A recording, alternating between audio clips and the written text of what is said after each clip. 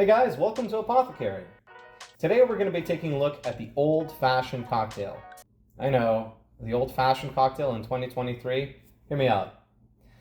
Obviously, this is the granddaddy of all cocktails. There's 1,000,001 videos on YouTube about how to make this. Maybe we'll teach you something new on this one.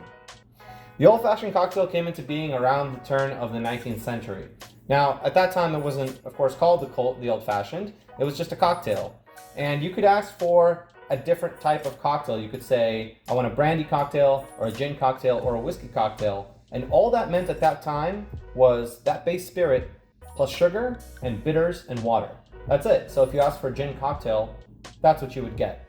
Now, over time, the other versions except the whiskey cocktail kind of declined in popularity. And then as other ingredients started coming over from France, from Italy, you had vermouths, other types of liqueurs. Of course, cocktails started evolving. It started moving towards the exciting world we have now. But when people wanted to refer to the original cocktail, they would say the old style, the old-fashioned cocktail, and that's where that name comes from. Now again, it mostly stuck around with just whiskey. You can make it with either rye or bourbon. There's people who strictly stick to one or the other, but really either one's okay. It's just a matter of flavor preference, okay?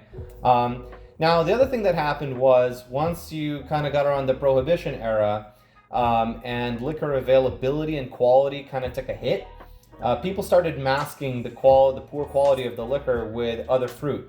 So the old-fashioned turned into a drink where people would start including orange slices and cherries and fruit to kind of, mask that quality. And so if you've seen old-fashions made, on YouTube or in various bars with orange slices, cherries, soda water, all this stuff, that's where that comes from. Nothing wrong with it if that's what you like, but today we're going to be taking a look at the classic, original, quote-unquote, old-fashioned cocktail, okay? It's definitely a stirred drink. You don't want to shake your old-fashioned, okay? Now, the other thing is the sugar. So originally the drink was made with a sugar cube, and you would douse the sugar cube with bitters and dissolve that with a bit of water. You certainly can do that, and there's still people, in bars who prefer to do it that way. The only issue with it is sometimes if you don't fully dissolve the sugar, it'll settle out in a cold drink. And so you might end up with all whiskey at the top and then a very sweet drink at the end. I don't personally like that, and so a lot of people use simple syrup instead. So that's what we're doing. That's just sugar and water, okay? So, real simple. We'll be using Angostura aromatic bitters, just a few drops of that into your shaking glass. Sorry, your mixing tin. Then we'll do a 1/4 ounce of simple syrup. And now 2 ounces of whiskey. Now again, rye or bourbon is fine. If you use a rye whiskey, it's going to be a little bit spicier. If you use bourbon, it's going to be a little bit smoother, a little bit sweeter maybe. So we'll be using Old Overholt Bottle and Bond here. We'll do 2 ounces of that.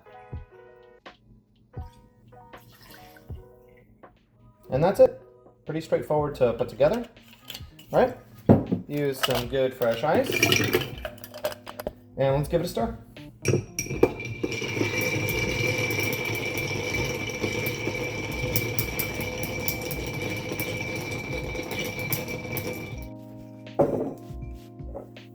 Okay, we're gonna get a nice ice cube for our glass. You definitely want to use a rocks glass, or as it's sometimes even referred to, an old-fashioned glass. Put that in there. And we'll strain in our drink.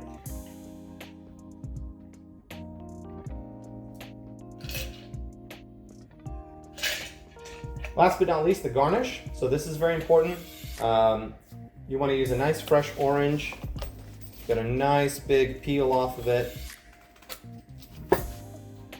If you want, you can kind of trim up the edges just to get it looking nice. And express it over the drink. Alright, just kind of squeeze that on. Those orange oils are some of the best parts of an old-fashioned. It really brings the drink to life. And let's just drop it in. And there's the old-fashioned. Enjoy. Let's give it a taste.